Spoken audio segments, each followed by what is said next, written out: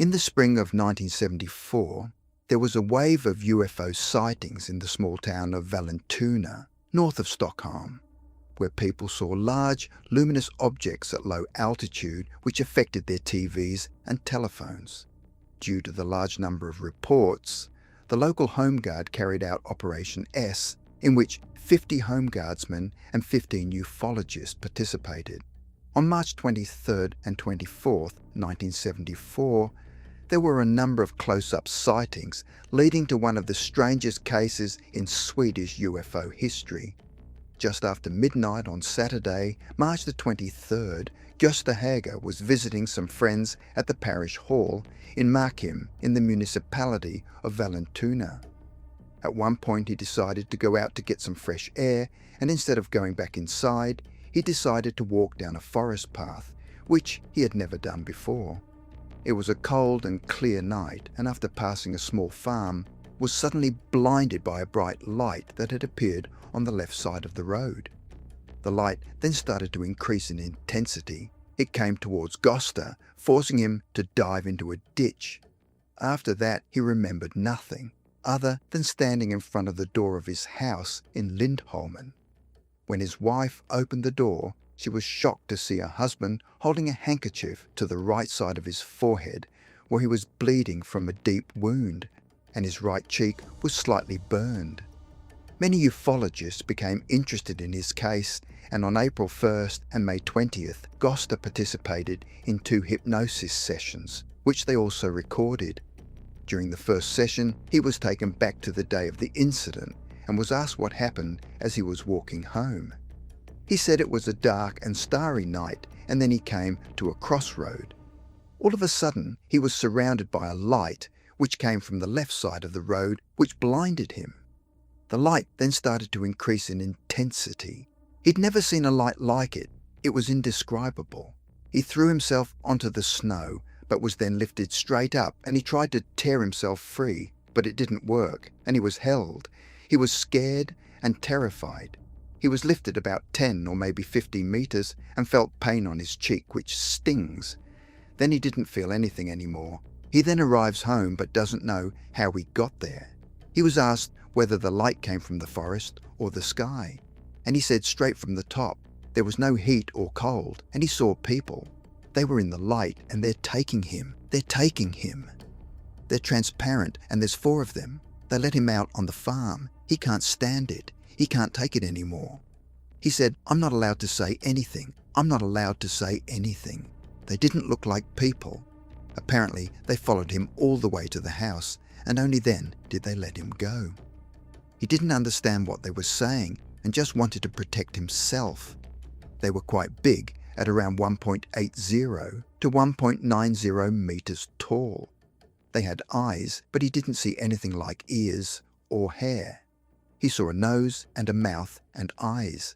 He pulled one of them over, and the others grabbed him and helped him. He just grabbed him and sucked him in. He just kind of went away, and then the others reached for him and lifted him up again. They were transparent, and he could see the light through them. They communicated with each other with some kind of signals. It was melodic. He was then brought out of the hypnosis.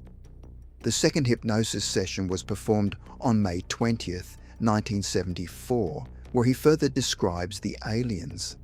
They have some kind of hood that shines like silver, and there is flickering like a radiance around them. On several occasions he says that he is forbidden by the creatures to tell more, saying, "I'm not allowed to say anything." He was asked about the wound on his forehead. "I defended myself. They were going to stab me. They put a device on me. What did it look like?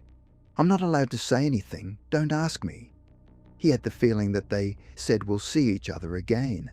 They come from far, far away. He was asked whether they'd appeared again, and he said he had felt them.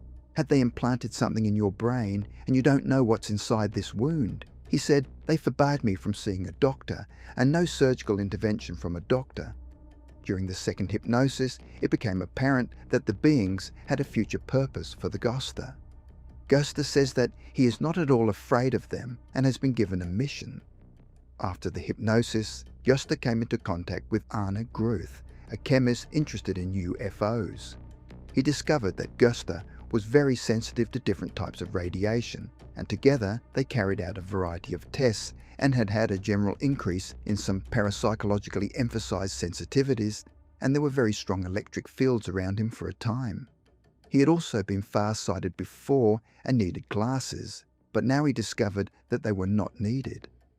That strange field effects can occur around him, where on one occasion, when he was standing alone one evening and working on a photocopier, he felt a very strong field effect around him, and when he turned around, there was a stack of papers, where all the papers just lifted up and spun around him, and then they were scattered on the floor. They discovered that he was sensitive all over his body, but especially in his forehead. When they backed up with a rock crystal at certain distances, he experienced a sting. And when they used a rock crystal weighing 3 or 4 hectometers from the National Museum, he could feel it from 100 meters away. Arne Groth also found out during his investigations that Gösta Hager could sense when a UFO was nearby and did not experience any fear of the creatures but considered them sympathetic, and that even long before the UFO incident, Gösta had what is called aura vision but did not attach much importance to it. Today, Gösta Hager says that he has no theory about what happened. It seems supernatural and he views the whole thing positively. There is still a small dimple on his forehead and the same sensitivity remains. Gösta says that he felt the earthquake disaster in Japan before it was reported. He fell over from the shockwave. It was like someone had pulled his legs from under him. He has also felt previous earthquakes. Strange things are still happening around him. Paper sticks to his hands, and when he gets close to the sink, there is a crackling sound of electricity.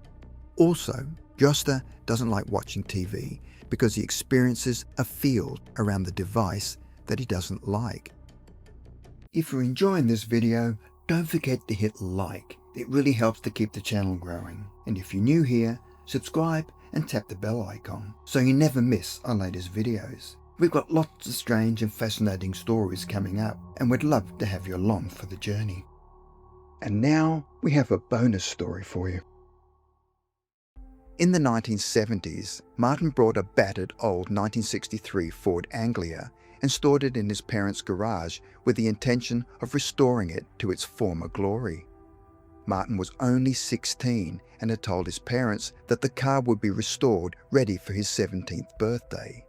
The car was in terrible shape and had not been driven for almost 5 years. The tyres were all flat, the metalwork rusty, and the doors made a creaking sound as they were opened. The chrome was tarnished, the upholstery was torn, and the brakes were all shot. Overall, the car was a complete wreck. All this before Martin had even looked at the engine, which was even worse.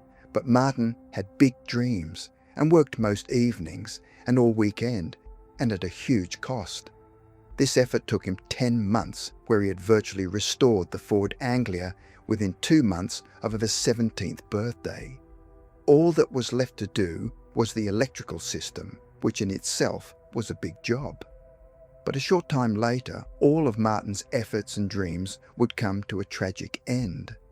One day, Martin was visited by his close friend Stephen, where he suggested they go out for a ride on his motorbike, and Martin figured that after all his hard work, he could do with a short break.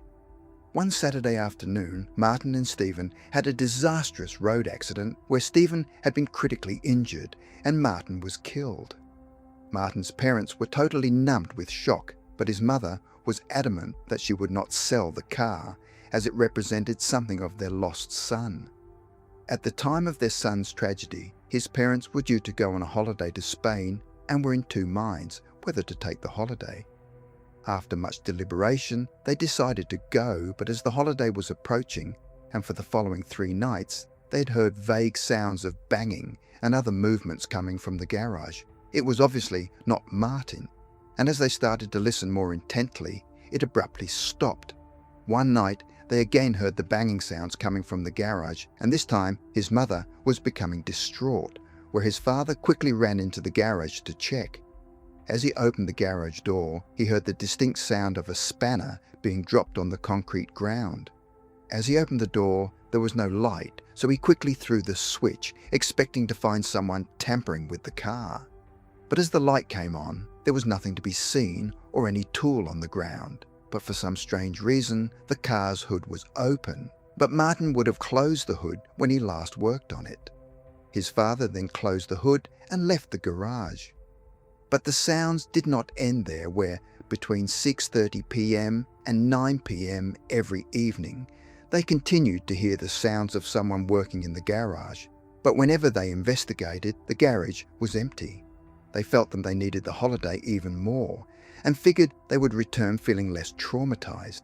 However, on their return, the neighbors told them that they were concerned about the loud noises that were continuously coming from the garage whilst they were away. Lights had been on in both the garage and the house.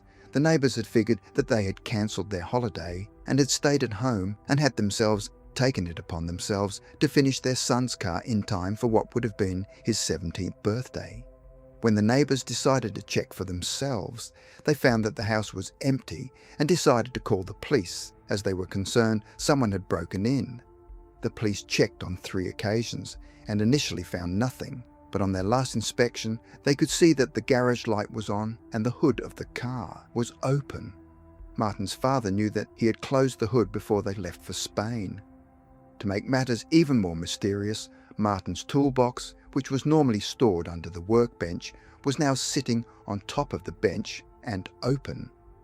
On the day which would have been Martin's 17th birthday, the parents were sitting in their lounge mourning his loss when they heard the sound of an engine starting up in the garage. When they rushed out to see what was happening, they found the car engine running, and when his father reached inside to turn off the ignition, he found that the keys were not in the lock and were still hanging on a hook on the workbench. His father was now totally confused and then phoned a mechanic to come and inspect the vehicle. The engine continued to run for the next 15 minutes and then suddenly spluttered to a halt. Then his already distraught mother looked to the rear of the garage and saw Martin standing there and said, "Look, Mum, I've done it." She then thought that in her state of shock, she must have imagined it all. When the mechanic arrived, he said that the car must have had a short circuit in the ignition wires, but could not understand why the engine stalled because there was adequate fuel to keep it running.